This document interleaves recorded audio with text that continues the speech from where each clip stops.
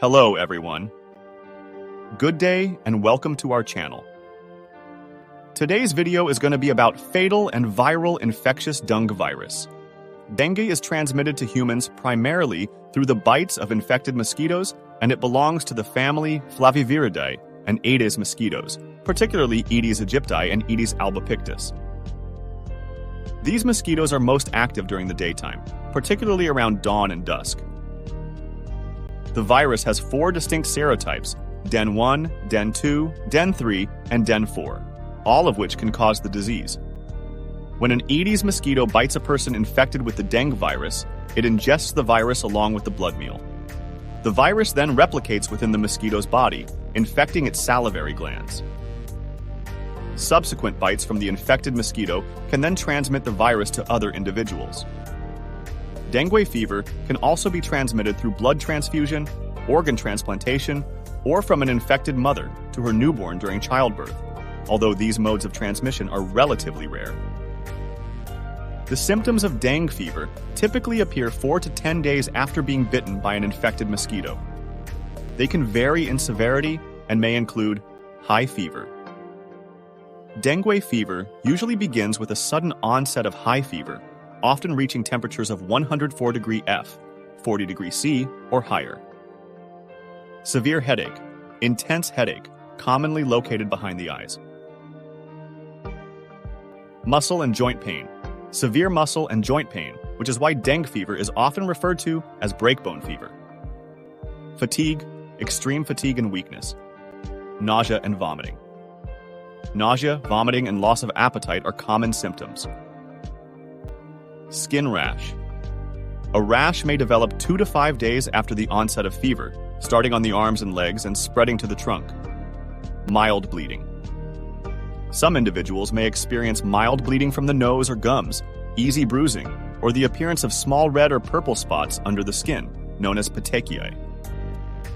In severe cases, dengue fever can progress to dengue hemorrhagic fever, DHF, or dengue shock syndrome, DSS, which are characterized by severe bleeding, plasma leakage, organ impairment, and dangerously low blood pressure.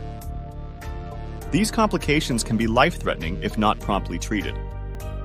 Treatment options for dengue fever are very limited, as there is no specific antiviral treatment exists for this, so medical care primarily focuses on managing symptoms and preventing complications.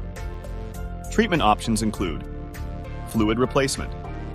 Adequate fluid intake is crucial to prevent dehydration, especially if vomiting or diarrhea occurs. Oral rehydration solutions, or in severe cases, intravenous fluids may be necessary to maintain electrolyte balance. Pain relievers, acetaminophen, paracetamol, is typically recommended for reducing fever and relieving pain. However, NSAIDs, such as aspirin and ibuprofen, should be avoided due to their potential to increase the risk of bleeding. Rest. Getting plenty of rest is essential to help the body recover from the infection. Monitoring. Patients with dengue fever should be closely monitored for signs of worsening symptoms, particularly if they are at risk of developing DHF or DSS. Hospitalization.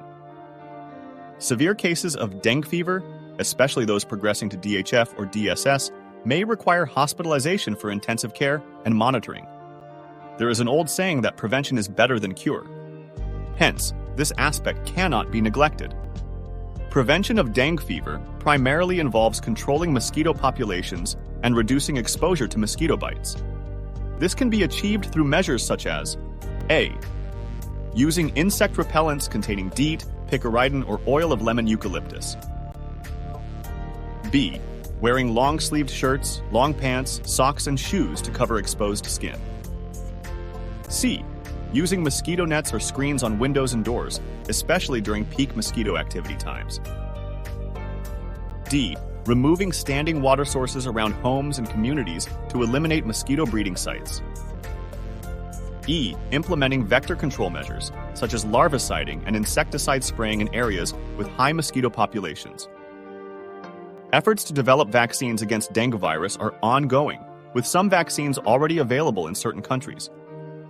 These vaccines can provide varying levels of protection against dengue fever and its complications.